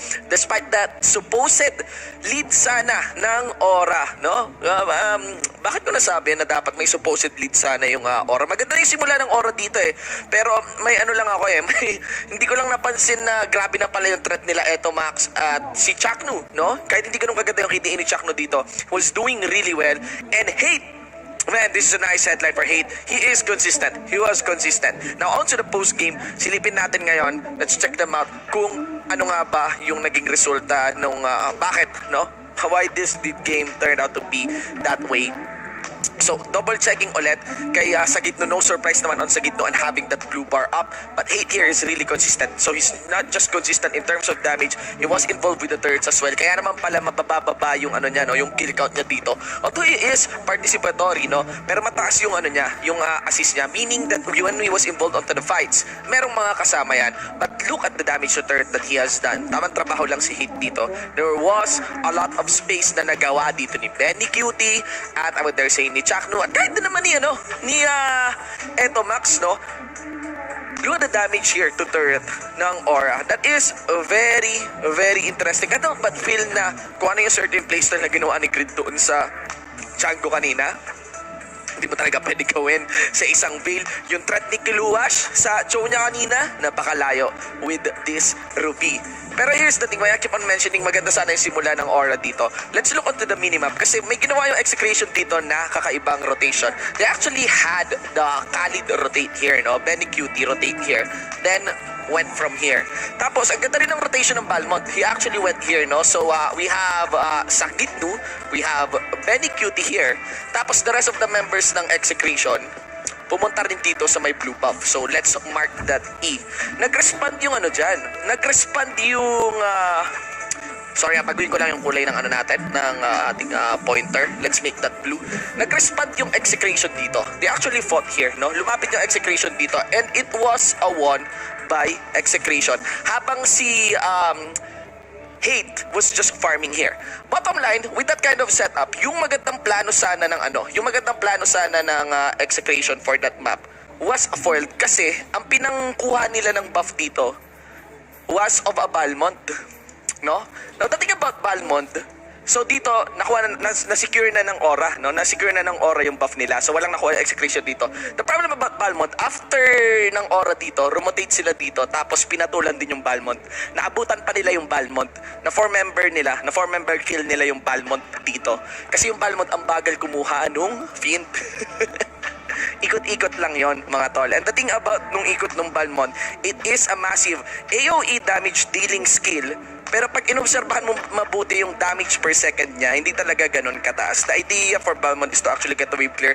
Not so efficient actually in getting the buff. Good times yun, baka mas mabilis pa. And yun, the biggest sideline for that is those kills na involve si Rafflesia. By the 3-minute mark, meron na kaagad si Rafflesia buff. Let's move on to the highlights of the game. Makikita nyo actually kung gaano ka-impactful si Rafflesia dito. Yan, first blood, and even the first 4 kills of the game ay involve si Rafflesia. That is just 3 minutes, 40 seconds, 4 stacks na kaagad si Rafflesia. Very, very clear threat. At umabot pa tayo ng hanggang sa 5-minute 20-second mark that Rafflesia has 6 stacks. Technically, dadaanan niya na lang at sasampalin kahit sinong member ng Execration dito at sisigaw yun ng aray. Ang problema, the moment na nagpa-pop up na si Rafflesia, kulang yung follow-up para sa kanya. Hindi ganun ka-evident. And with all these things that I've mentioned, si Hate nag-farm, nagpupush, kumukuha ng objective. And the moment that he joined the party, that he joined the fight, he was impactful. Napakalaki ng contribution ni Hate to the point that Aura PH did respect that. There's a lot of pressure mula doon kay Hate at nag-aantay sila makakuha sana ng pagkakamali mula dito sa Execration. Clearly malayo doon sa composition ng Aura PH kanina na maraming crowd control, na maraming side lane pressure, and even backline skill, no? Yes, you get the veil, but clearly malayong-malayo sa isang Chango. And that is the winner para sa side ng Execration with our MVP onto Hate. I'm very, very happy onto this one. It's also consistency para Hate dito. I made my own analysis regarding Hate, and isa sa mga problem ni Hate dito was of his consistency, no? If he is compared to the likes of H2 and other cores. But this is really good. This is really good. The KDA 207, I actually like that. That means focus pa rin. No that's on the core is always good. Turret damage, yan. Building damage, very, very big. Kahit wag na natin i-account yung well, mataas din yung damage dealt niya, pero building damage, totally okay. So, yeah. Kalabat feel na may pagkaluwag-luwag yung approach doon ng Aura PH against Execration. But you don't want to give that the Execration. They'd happily take it, and they'd take it in style. Now, let's see what will happen to this game number 3. Pero usapang MPL muna tayo. Bren pa rin ang malakas, mga kaibigan. Still unstoppable at their current form. Anong mga teams? Sino mga teams ang may chance na talunin sila? Ibigay niyo sa amin mga insights nyo. You get a chance to win 296 diamonds worth na skin. Kay Ian Rex Espinosa, ang koponan na makakatalo sa Bren Esports ay ang Team Onyx dahil natalo na sila nung una nilang paghahanap sa week 1 at sure akong paghahandaan na nila Ma'am Shiz ang Bren, no? I love the support, pero I think wala na yatang chance na mangyari yan because yesterday is actually the Onyx and Bren matchup, nanalo yung Bren. We also have Edward Vinaraw. Ang koponan na makakatalo sa Bren Esports ay ang Onyx PH dahil maayos at maganda ang team chemistry nila. Pwede sana sa banggitin kahapon, pero medyo late na sa balita, mga kaibigan. Still love the support. Of course, on our third entry, we have Luis James Pascual. Actually, pwede sila maghanap pa pala sa playoffs. That could be one. Ang koponan na makakatalo sa Bren Esports ay ang Aura PH dahil isa sila sa team na maganda ang teamwork at may tiwala sila sa isa't isa. Trust, as always, very, very important. So sige, ito ang mga codes natin. Kunin nyo na rin yan, mga tol. That is our giveaway code. Lots of goodies coming in from MLBB. Ang pwede nyo makuha once you've input that, may bonus code pa tayong kasama dyan. Siyempre, dahil na-achieve natin yung ating target na 10,000 raffle entries mula doon sa ating mythical raffle draw. Maraming salamat sa suporta nyo, mga tol. Always appreciated. Siyempre, yun ang ating mythical raffle draw. Check out this link. It's at bit.ly/MRD-W6. That is the week 6 form. Pwede nyo na fill upan ngayon para next week may maganda kayong bigayan mula sa amin. Mythical raffle draw. Avail of that 5 forms sa buong regular season natin at magka-qualify kayo para doon sa ating grand mythical raffle draw na hindi lang basta-basta skin ang prizes. I won't hold you back, mga tol. This is our last game, definitely, for the night. So let's absorb it, let's enjoy it, and let's make the most of it. Execration and NXP, let's go! At medyo pang horror yung ending shape doon. Pero that's Hindi ko alam totally gagawin fine. ko dun, Hindi ko din alam kung paano sasagutin yun sa totoo lang. Pero maraming salamat, Shinbu, for the analysis. I do agree. It was all about the timing. It was all about hate. Giving hate time para ma-unleash niya yung full potential ng hero na gamit Yeah, niya. and it was not about explosiveness. It's not about being showboaty na, triple kill quadra, ay mga ganun, or ano, diba? It's not maniac, it's not savage. It is a 207 on that Claude, and it did the job para sa execution. Remember guys, it's all about consistency at times. You don't really have to showboat and get a lot of kills. Yeah. Para sabihin lang talaga na, alam mo yun, kaya mong i-carry yung team mo. It's not all about that. But the thing is, being the best teammate or being the best player teammate. para doon sa certain moment na yun, I think that's what really matters. Kasi remember, this is still a 5v5 game. And pinakita yan sa atin ng side ng execution. Tiwala. Men, nagkakaroon sila ng problema. Ang ginawa dito, sige lang, i-weather lang natin. I got you. Antayin natin si Hate. Pagka si Hate sumabog, magkakaroon ng problema. And aside from Or hate, that's what happened. by the way, aside from hate, parang feeling ko nakakalimutan natin yung mga sipang napakalupit ni Chaco. Oo! Ewan ko parang hindi mangyayari yun kung hindi natin napansin yung mga movements na ginagawa ni Chaco. Oo. Yung napakagandang timing and pick off. Yung yung mga setup niya, Nag-out of nowhere. yung mga setup niya kay Grid, and yung mga sipa na yon, that actually caused a lot of delay. Ang tagal na delay nun. Grabe yung binigay na espasyo dito ng Wala other talaga. members' execution. The rest of the team is si great. Benny, Yeah. si Sagitno, si Chakno, tsaka si Etomax. Binigyan nila ng espasyo talaga ng todo sa 8. So, that converted it into a win or a PH dito. Man, oh man, this could go both ways. And without a Diggy strategy katulad nung last time, Paano na, di ba? hindi na-secure dito ng Aura PH yung first game. That could have been a 2-0 if it was the same setup. And hindi nila makieso with the Diggy anymore. Pero hindi na, nakita na ng execution Nakita na eh. eh. They Nakita are- na ng execution. For sure, natuto na din yung execution from the very good victory that Aura PH had with them previously. And itong rematch nila, it's looking better definitely for execution. Now, we will need to focus on this draft for Game 3, mga kaibigan. It has been a long night. Hopefully, you guys are still good.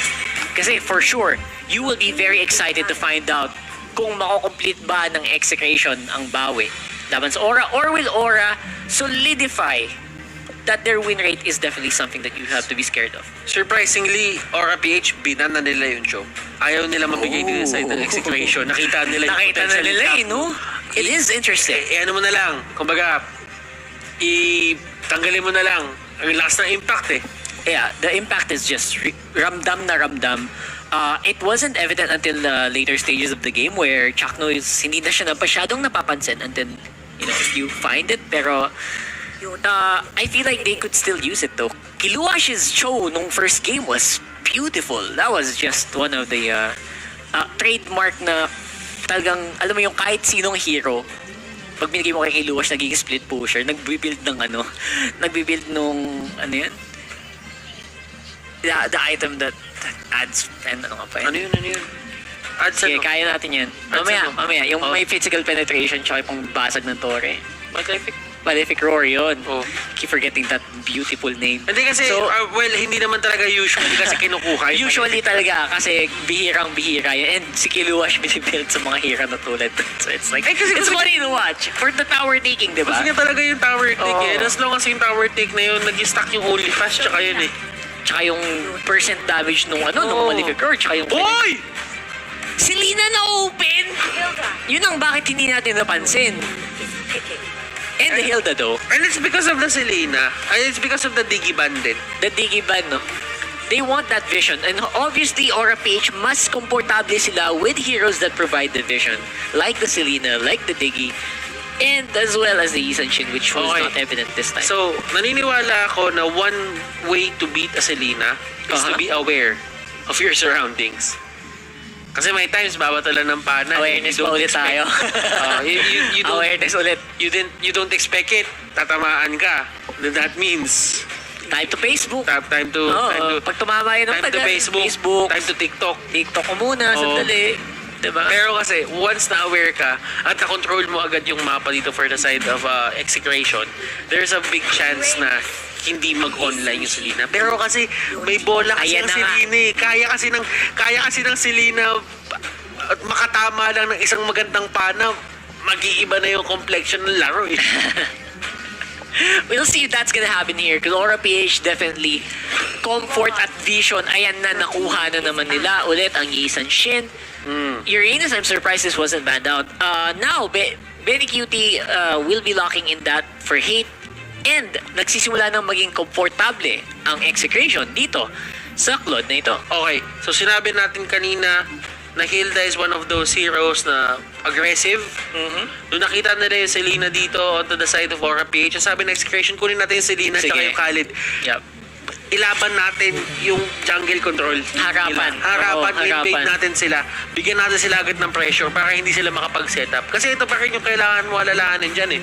Na kapag ka nag-set ng trap si Selena papunta doon sa base, sa jungle mo, pwede mo siyang parusahan ng palo galing kay Hilda. Exactly. So, the problem there as well is, sa early game, kaya nilang kaya nilang mang-invade dito, execution using that Hilda. And I think expected na yun dapat ng Aura PH. It's the time where the Selena is most vulnerable. Diba? The moment you don't have all of your skills yet. So, expect that, and not to mention, they will also, you know, the execution will need to draft a lineup that can once again buy time lang para dito kay hate on the Claude. Yeah. Ngayon, ang tanong ko dito, ano kayang setup yung gagawin ng Aura PH dito panimula? I know that this is going to be the support Selena. For sure, yes. For sure. It's a great hero. Bibigay talaga nila kay Creed yan. Pero ano kaya yung gagawin na panimula ni Creed? Kasi may mga Selena na nandun sa may middle lane agad. May mga Selena na sinisecure agad yung blue buff, yung purple buff para dun sa funnel nila, sa hyper carry nila. And that's what I'm interested about. Kasi gusto ko malaman kung paano mag-react yung execution. Kasi may mga times na may nakita tayong games, tinatapakan yung mga traps na siniset up doon sa purple buff area bago pa lumabas yung mga monsters. That's true. Just to not give out Counter lang, no? yung early na pagkuha or yung early damage doon sa buy buff na yun. Yeah, mapabagal lang yung Mapabagal lang, take nung big camps, and I think that makes sense. Now, they are looking for heroes na medyo hindi din basta-bastang matitake down nitong Selena apparently, which is the Jawhead. Expect that onto Chaknu once more. Was not good on game 1, pero this time around should be better considering na hindi ganun kalakas yung early game threats ng Aura PH. Alam na execution dito na hindi na sila pwede mag-keep away game. Kumbaga yung didistansya lang sila tapos poke lang. Hindi pwede na papansin mo yung ginagawa nila ngayon, pasugod lahat. Pambraso. Kasi Expect pati yung Claude na to. For sure, didikit to no? kailangan nila brasuhin dito yung Aura PH. And dun yung tingin ko magkakaroon ng point of adjustment ng Aura PH. Yung pambabraso na gagawin nitong execution. Higit na Hylos. Sige lang. Sabayan tayo sa harap. Sabayan tayo sa Let's braso. go. It's a Royal Rumble. Sa Royal Rumble and tatlong melee ang meron dito ang side ng execution. That's the time where Alice will really shine. Yep, super slow plus live steal for days. And now it will be another Lunox game. So, very interesting draft here coming from both teams. May kanya-kanyang kondisyones para manalo. I think na mas komportable yung exit dito sa lineup na to. It looks like an execution lineup and it looks like it will do great in early to mid game. I'm not sure about the late game though, pero for sure si Hit naman ang sasagot doon. Mamaya naman dito sa Aura PH, these are very highly contested heroes. The Selena, the Uranus. I think this from pure firepower, they should have an advantage. Ako, naniniwala ako dito na ang nangyari for the side of Execration, pinalakas lang nila yung supporting cast dito para kay Claude. Kumbaga, hindi dapat makakuha ng magandang early game yung Selena dito. Dito sa side ng Aura PH, ang ginawa lang nila, they got the Selena, pero yung hugging capability na ginagawa dito ng lineup ng Execration, medyo tinanggal lang nila with a high loss. Yep. Or at least pinalambot man lang. Pinahirapan lang nila konti yung execution na lumapit.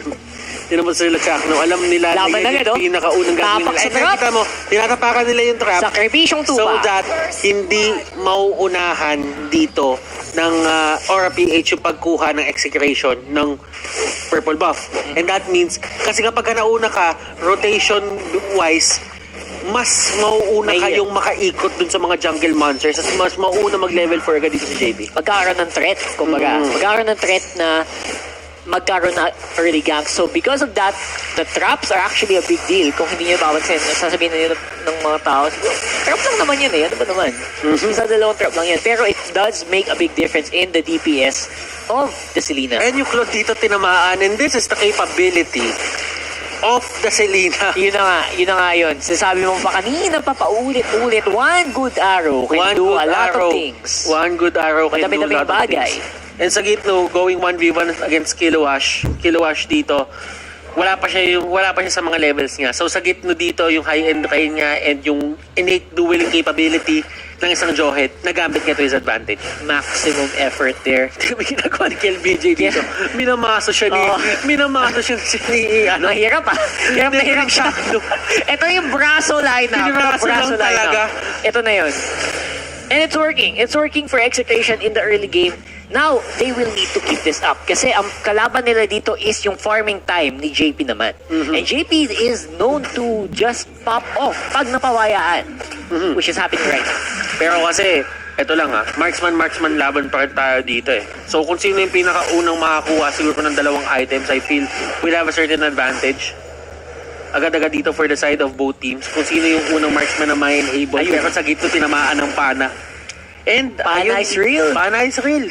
That's it. At tinamaan na naman! Bingo! It's a bingo. Ano yan Two in a row. Ay, sila.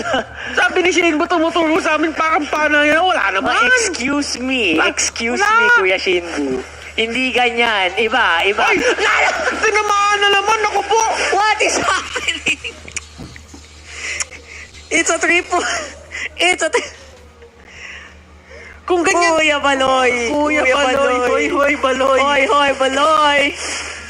Grabe ginagawa dito ng Selena talaga. Kaya you don't see teams give out the Selena nang basta lang. That's true. Ito na yun. This is a perfect statement game as a reason why you should ban out the Selena if you're not prepared to do it. Pero to be honest akala ko yung lineup naman ng Exit kaya naman mag-Selena eh. Kasi medyo tangi yung karamihan ng miyembro nila. Pero they're showing na may kakaibang ginagawa ang Aura dito na sobrang sakit ng Selena ni Greed. Kahit walang items, kahit walang buffs. And sa totoo lang, yung mga panang yun, at times parang hindi mo lang nina-expect yun eh. Kahit yung kalaban nga hindi na-expect. Kaya nga tumama. Which is... It's tingin ko dumadaan ba to sa mga grass? Gusto ko manoodin mamaya sa replay. Pero right now, ang kaya panoodin is Benny Cutie trying to save his life na hindi naman niya kaya with a chase from KLBJ. Okay, so tignan natin dito yung mga magagawa na execution para kahit papano mapigilan yung ginagawa dito ng Aura PH. Aura PH, clearly, they're actually winning the early game tempo. Kung nakikita mo doon yung execution, this is a good start kasi si Hilda, si Chakno, pumunta doon sa orange buff ng kalaban. Tama. So, inagaw nila yon kay Yison Shin, and that is going to, sabihin na lang natin, magkakaroon ng onting pag-lessen sa damage dito na ginagawa ni JP. But still, I mean, JP is happy with just getting these side lanes and side minions. And nakuha din niya yung kanyang turtle buff. So, Mountain Shocker is gonna hurt a lot as well. And I feel like orange buff na lang kulang. Kaya na niyang magpagbarsokan right now with almost every member of the Execration. You know what, Rockhart? There's a lot of things na kailangan ayusin na Execration if they want to win this. This isn't a lost cause Not for yet. them naman. Not, Not yet. yet. As long as hindi na sila matamaan ng mga pana na binabato dito ni Greed katulad nito. And it's really the pacing ng Aura PH dito na gumulat sa side ng Execration. Speaking of gulat, look at the damage output from one skill of Kiluash. Of course, the follow-up is real here mula sa miyembro ng Execration. Eto Mac going hard on the chase. Kiluash goes down as well. Greed, you are in danger. Ejector out of the way. And looks like JP will be able to clean it up. In the end, 2 kills in a tower para sa Aura PH. Chakno dito, stepping on a trap. And Benny and Kel VJ having a bit of a scuffle. Medyo nagkakaroon ng away dito. And look at this, pareho sila nag-sustain sa isa't isa. Yup, can you... Ano? That's funny. Revolution though with a great stun. Locked in by JP. The damage is real mula sa Yisan Shin ng Aura PH. Ngayon naman, ang Execration will need to catch up on the Gillette replay here. Muntikan na. Ang daming muntikan here. Muntikan na mabuhay si Kiluash. Muntikan ng madali si Greed with the ejector. And the small moves are really making the biggest impact dito mula sa ating Gillette Instant Replay hashtag Shape Day. And ito yung tinatawag nating domino effect, Rockhart, na dahil lang sa isang pana, dumire-diretso na yung pag-snowball dito ng Aura PH. Binabangga na lang talaga nila literal lahat ng pwede manggay dito onto the side of Execration.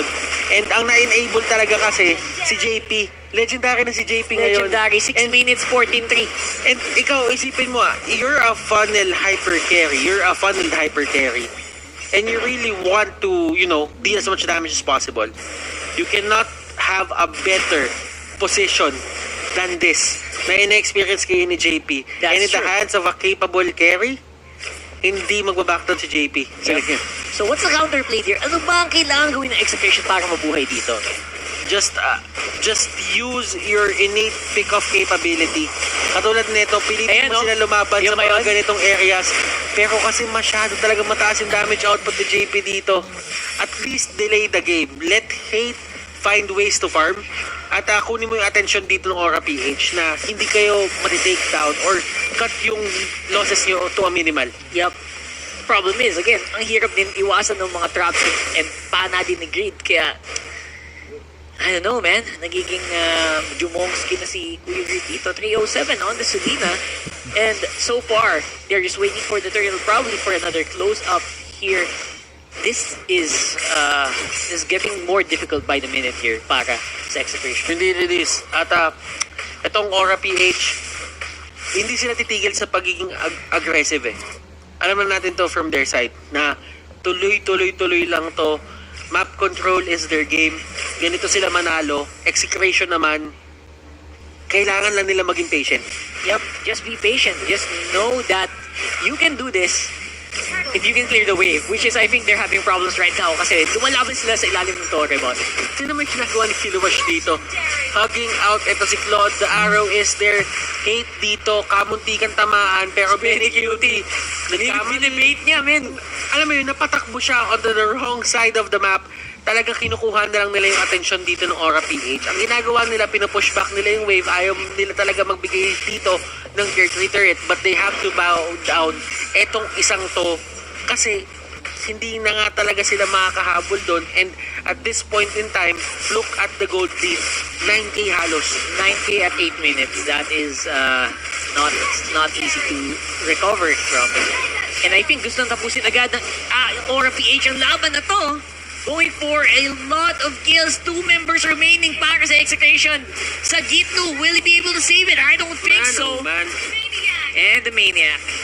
It's going to be a maniac wipeout execration dito. They will lose the series, and JP, they're having a bit of fun. And now medyo nasobrahan. Nawala Nasobrahan. Wala yung minions. Jackno with the flicker in onto JV para lang mabawasan ng konti ang kanyang buhay, pero looks like that's gonna be a 2-1 victory mula sa Aura PH over Execration. You do not give the Selena to Aura PH. That's Selena. My gosh. Let this be a lesson para sa mga makakalaban pa ng Aura PH. You cannot give out yung Selena na to. This is too much. That was too much, man. Game number 2 looked really promising for the side of Execration. Ang daming ways para mapanalo lang game number 3. But just giving out the Selena ng game number 3 costed them the whole series. Kalain. That was Oh my God. and there you go.